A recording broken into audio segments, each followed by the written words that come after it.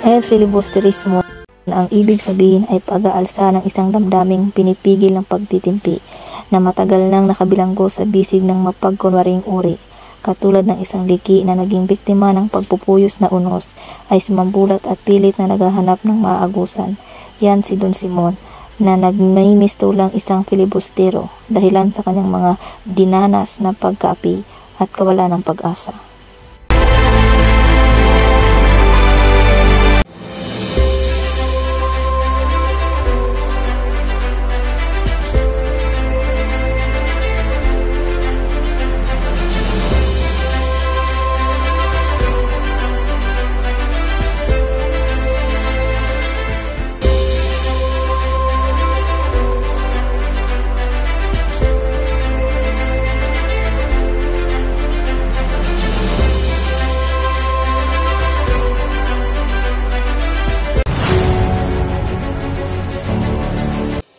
Isang bapor na nagngangalang Tabo.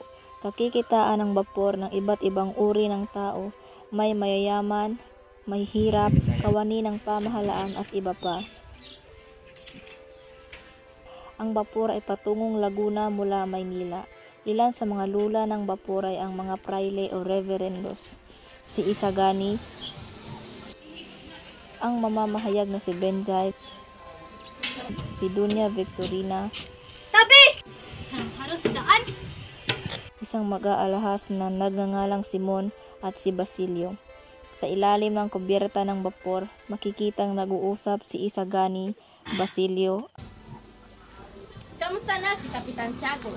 Tulad ng dati, ayaw pa rin magpagamot si Kapitan Tiago.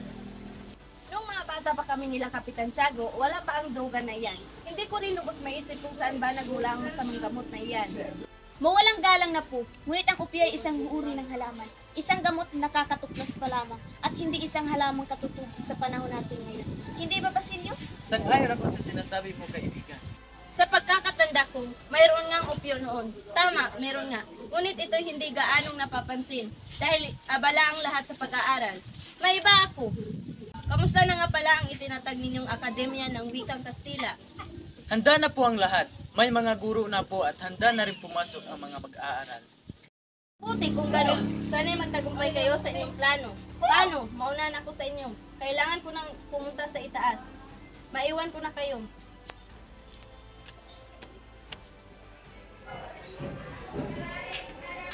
Magandang araw sa inyo. Basilio, ikaw ba ay pauwi na at magbabakasyon? Ganoon nga po, Ginoong Simeon. Sino naman ang iyong kasama? Kababayan mo ba siya? Hindi po, Ginoo, ngunit magkalapit lamang ang aming bayan. Bakit po, Ginoo, hindi po ba kayo nakakarating sa bayan nila? Sadyang hindi ako nagtutungo sa mga lalawigan. Dahil ang mga tao doon hindi naman bumibili ng mga alahas. Sa aking palagay ay dahil mahirap lang ang mga tao doon. Sadyang hindi lamang po talaga kami bumibili ng mga bagay na hindi naman namin kakailanganin. Ipagpaumanhin niyo po, Ginoo, kami na ay mauuna sa inyo.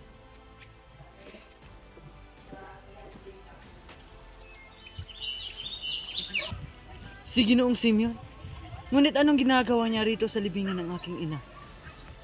Isang pagbabalik tanaw ang nangyari kay Basilio sa paghahabol niya sa kanyang ina noon. May 13 taon na ang nakalipas. Isang lalaking nagngangalang Crisostomo Ibarra ang inabutan niya sa gitna ng gubat. Dito'y pinakiusapan siya nito na tulungang sunugin ang bangkay ng isang tao.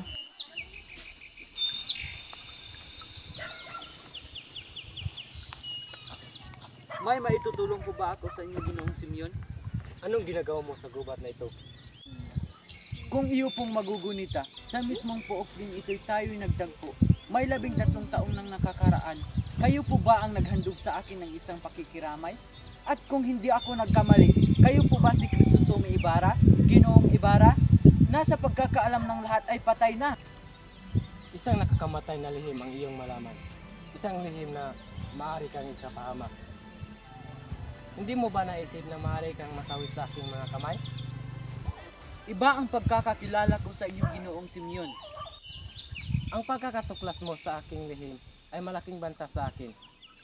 Ang maaaring pagkabunyag nito ay sisira sa plano ko. Sa planong maghigante, sa planong matagal ko nang pinaghandaan. Ginoong Simon, nooy hinatulan kayong filibustero at dahil nooy napakulong kayo, muli ba ninyong itong hahayaang mangyari? Walang ibang makakaalam nito maliban sa ating dalawa. Kung mawawala ka sa aking landas, ay mananatili itong isang lihim. Madaling palabasin na napatay ka sa mga tulisan sa loob ng gubat na ito. Kung gayon ay nagkamali para ako sa pagkakakilala sa iyo. Totoong ako'y naparito, may 13 taon ang nakaraan upang dakilayan ang isang kaibigan na inilaan ang buhay para ipaglaban ang karapatan ng mga Pilipino laban sa mapangak. At ngayon nagbalik ako upang ipagpatuloy ang kanyang nasimulan. Hindi ako akalain na ang lason na iniwan ay lubusan ng malat sa lipunan. At ang mga kabataan wala nang ginawa kundi sumunod, magpaalipin at hindi pinakikinggan. Hindi, Ginoong Simon, kung hindi dahil sa pag-aaral ng mga kabataan ng wikang Kastila ay hindi tayo pakikinggan ng pamahalaan.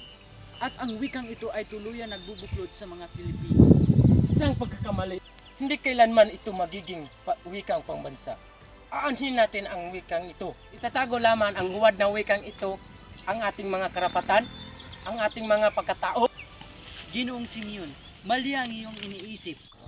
Sa simulat pa lamang, sa akin ang nasaksihan ang inyong lupon. Ang mga kabataang naghangad na itatag ang akademya. Ilang bisis ko na rin tinangkang lapitan si Makaray o si Isagani upang ihayag sa inyo ang pagkakamali na inyong binabalak. Ngunit alam kong hindi kayo makikinig at inyo lamang iisipin na ako ay nasisiraan ng bais. Ngunit narito na sa akin ang pagkakataon. Hahayaan kitang mabuhay, Basilio. Kahit na alam ko na ang nakataya dito ay ang kakatuparan ng aking plano. Hahayaan kitang mabuhay. Sumama ka sa akin. Sabay nating isakatuparan ang aking mga plano laban sa mapang api. Salamat sa pagtitiwala, Ginoong Simeon. Ngunit ako man ay may pangarap din. Gusto ko pang makapagtapos. Gusto ko pang maging isang ganap na doktor. At ano ang iyong mapapala kung ikaw ay makapagtapos? Makikita mo bang masaya ang iyong bayan? Makikita mo bang malaya ang mga tao? At ano, iyo lamang bang hahayaan ang iyong inakatipatid na mabulok sa ilalim ng lupa? Tinatapakan ng mga tao, siya mismong pumatay sa kanila? Ano ang nais kong gawin ko, Ginoong Simeon? Kaya ko silang ipaglaban? Gayang ako ay mismo'y wala? Isa lamang ha akong hamak sa estudyanteng wala sa buhay. Hindi maaaring hukayin ng aking ina at iharap sa hukuman ang kanyang bangkay at pagkatapos ay magbibintang kung sino-sinong Kastila? At kung ibibigay ko sa iyo ang aking tulong? Ginoong Simon, magbaba man ang hatol ng mga hukom, wala na silang magagawa. Hindi na nilang kayang ibalik ang pasya ng buhay ng aking ina at kapatid. Hayaan na natin silang manahimik. Wala na rin naman akong mapapala sa aking paghihiganti. Pareho lamang tayo ng karanasan, Basilio. Gaya din ako noon. Ngunit, sa pagwawalang bahala ko nito, ikaw pa ay masama? Ikaw pa ang pinilalang kamumuhian? Ako pa ang kanilang kamumuhian sa kabila ng mga ginagawa nila sa akin. Natural lamang sa tao ang magalit sa kanyang nasaktan. Lumalalim na ang gabi, bumalik ka na sa inyo, Basilio. Hindi ko hihilingin na iyong itago ang aking lihim. Dahil kahit hayag mo ito'y, tiyak akong hindi maniniwala. Gayunman, kung sakaling magbago ang iyong isip, hanapin mo lang ang aking bahay sa may eskolta.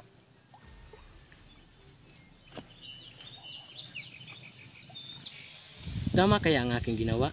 Bahala na, mamatay na ang mahihina, matitira ang malalakas. Kaunting pagtiis na lamang, malapit na akong magtagumpay. Kaunting tiis na lamang. Sa isang puok, nagtipon-tipon ang mga estudyanteng kasama sa grupo na naghahangad mapatayo ang Akademya ng Wikang Kastila. Ilan sa mga ito ay si Sandoval, ang estudyanteng mahilig manalumpati, si Isagani ang makata, si Pixo na puro pag-aalinlangan. Hinihintay na lamang nila ang mag-aaral kung sa palagay ba nila ay papayagan ng mga praile ang kanilang mga mungkahi. Tanging si Pixon lamang ang nag-iisip ng negatibo sa grupo. Nasa gitna ng pag-uusap ang mga mag-aaral nang dumating si Makaraig dalang isang magandang balita.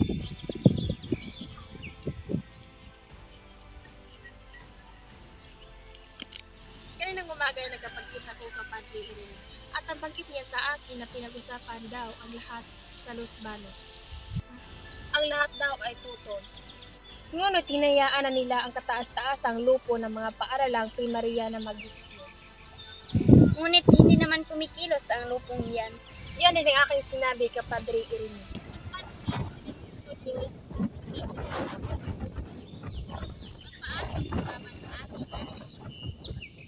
Sinabi ko rin iyan kay Padre Irene. At sinabi niya sa akin, ngunit malaki na ang ating tinamo, nagawa na natin ang ating kahilingan. At maiumang sa isang kapasyahan. Sinabi ni Padre Irene, kung tayo ay makipagkilala kay Don Custodio, magawa na nating hilingin ang kanyang pagsang-ayon. Sa papaanong paraan naman tayo makikipagkilala sa kanya? Dalawang paraan ang sinabi ni Padre Irene. Ang insect na si Kairuga? Ang mananayaw na si Pepay? Tingnan pa natin ang isang paraan. Pwede rin ba namang si Ginoong Pasta ang ating lapitan? Ang abogadong hinihinga ng payo ni Don Custodio? Oo, siya nga. Isa siyang kamag-aral ng aking amain. Ang problema lang ay kung paano natin siya lapitan upang pakiusapan si Don Custodio na paboran tayo. Hindi ba't si Ginoong Pasta ay may isang kalaguyong mananahi? Wala na bang ibang paraan bukod sa kanilang paghahandog ng kanilang mga kalaguyo? Huwag ka nang maarte. Isipin mo na lang ang ginhawa ang magagawa noon. Kilala ko ang babae, si Matia. Hindi naman siguro masama kung atin munang gagawin ang mga paraan na hindi mahalay. Kakausapin ko si Ginoong Pasta at kung hindi ako magtatagumpay, saka na natin gawin ang ibang paraan. Marahil ay tama si Sagani. Kung gayon, hintayin na natin ang resulta ng ikipag-usap kay Ginoong Pasta.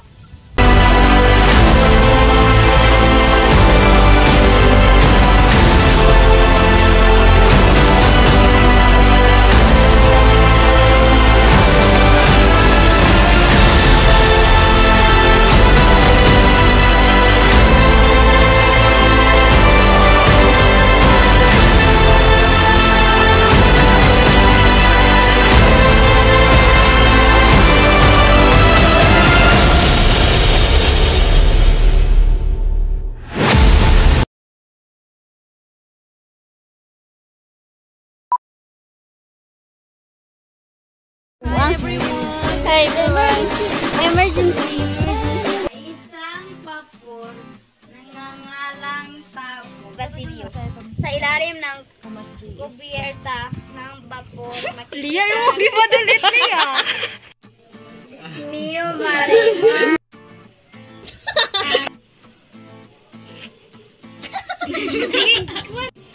Harus daan. Wow!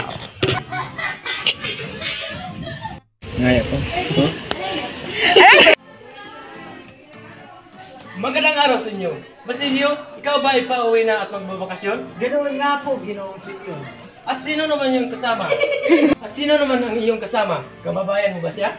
Hindi po, At sino naman yung kasama? Kababayan mo ba siya? hindi po, Ginoo.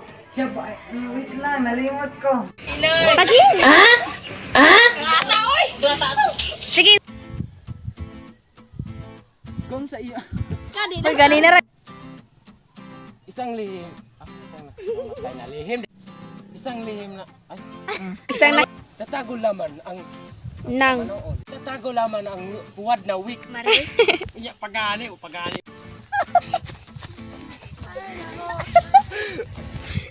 Sige. nabanal na natin yung dinuman. Ato mo to. Ako'y mo para dahil umupa. May labing tatlong taon. May labing tatlong taon. Ah, paano lang na gano'n? Ang nakaraan. Naang. Nang nakaraan na ay. Hindi, direct. Ngayon na pang. May tatlong taon ang nakaraan. Stop na na.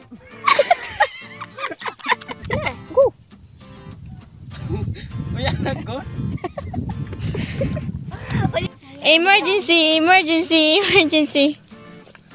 Wow! Parong bukit. May Ngunit na... Shh, tayo pagilong mo. Adagwag tingog. Ay, dali ako na. Mga kung hamak. Aya sa salty da. Pareho lamang tayo nakaranas ng... Karanasan dagay. Parihula naman tayo nakakaranas. Sige mo. Uy! Ha? Galing na ko na yung action. Siliaro ba na Parilo. Pareho lamang tayo ng karanasan li ay. Ngunit sa pagwawala hangad ng itatag ang akademya. Ilang beses ko na rin sinubukang tinangkang lapitan si Isagani at si Makaraig. Tapos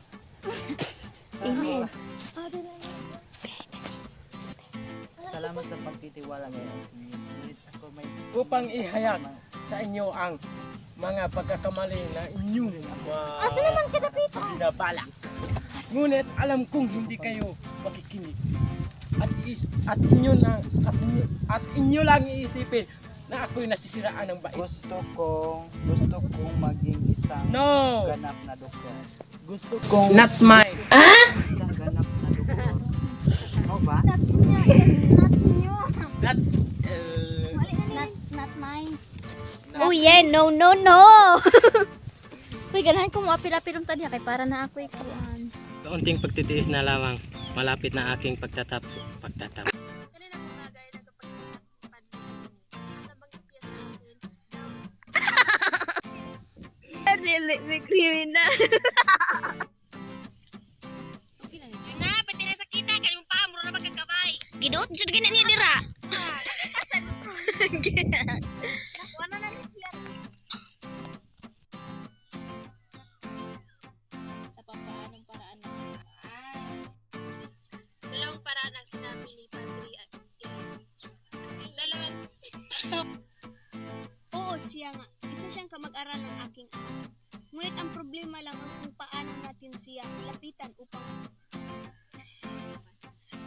Hindi ba si Ginoong Pasta ay kalaguyang isang mananahi? wala na bang ibang paraan bukod sa kanilang paghahandog ng kanilang mga kalaguyo? Huwag ka nang maarte. Isipin mo na lang. Ito na lang ang magawa. Piste. Dahil ay tama si Sir.